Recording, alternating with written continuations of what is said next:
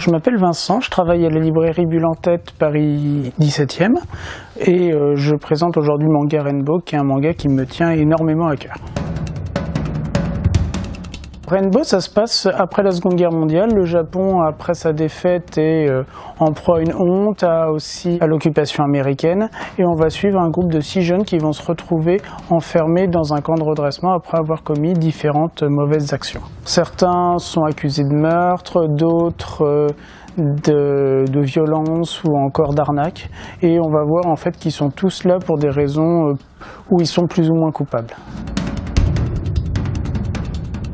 J'adore la narration dans Rainbow, étant donné qu'on commence d'abord dans ce camp de redressement, puis à partir d'un certain tome, on va voir nos héros sortir de cette prison, être lâchés enfin, et tenter de revivre dans ce Japon qui est en pleine reconstruction, où les Américains essayent plus ou moins d'humilier les Japonais et tout.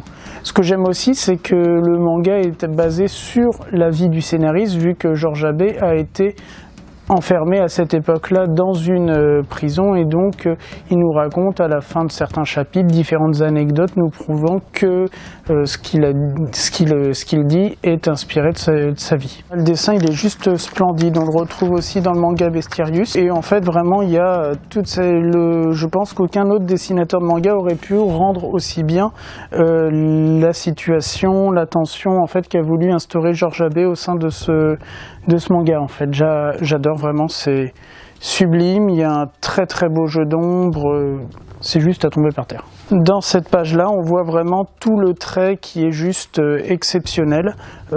J'adore vraiment à la fois les couleurs, l'action, le mouvement, c'est juste top. En plus, ce que j'adore, c'est que les auteurs ont été corps et âme dans cet ouvrage. En plus d'avoir à chaque fin de thème de tome qui est repris grâce à Kazé, qui nous refait les fins de tome initiales, l'interview de George Abe nous expliquant la situation de l'époque. On a aussi le dessinateur qui va nous donner les différentes musiques sur lesquelles il s'est inspiré pour dessiner chaque chapitre, ce qui peut ajouter à l'immersion dans la lecture du manga. Ce que j'aime beaucoup, voilà, c'est par exemple dans le dessin du dessinateur, les visages sont juste à tomber par terre, vu qu'on voit exactement la folie qui est exactement représentée comme il faudrait par le dessinateur, et ça j'adore. C'est Han-chan, le héros. Il est un peu considéré comme le mentor de nos 5 autres héros. Il était enfermé dans la prison avant que les autres reviennent en fait.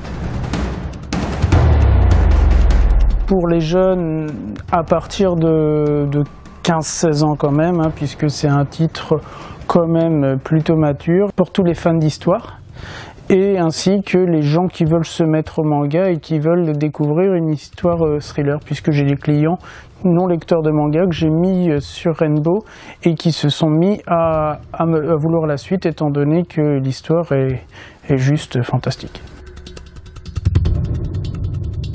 Un des passages qui m'a vraiment plu, c'est lorsque un de nos héros, Joe, va découvrir en fait que l'individu extrêmement peu scrupuleux qui a élevé sa sœur et qui l'a en fait plus ou moins violé toute son enfance, refait surface, et Joe va décider de se venger à sa manière.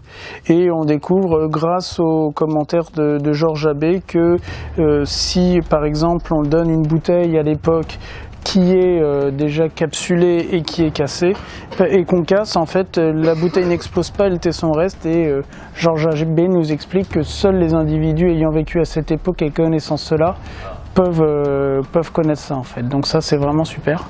Et donc c'est vraiment tous ces petits détails qui rendent l'immersion dans Rainbow juste assez fantastique. Donc grâce à cette édition ultime de Rainbow, on a que 7 volumes à acheter pour avoir l'histoire complète. Franchement, n'hésitez pas, Kureisi, c'est un manga que j'adore. Par exemple, lorsqu'il était sorti en tomes séparés, j'en ai acheté limite 21 en une semaine. On est pris au trip et allez-y, c'est de la bombe.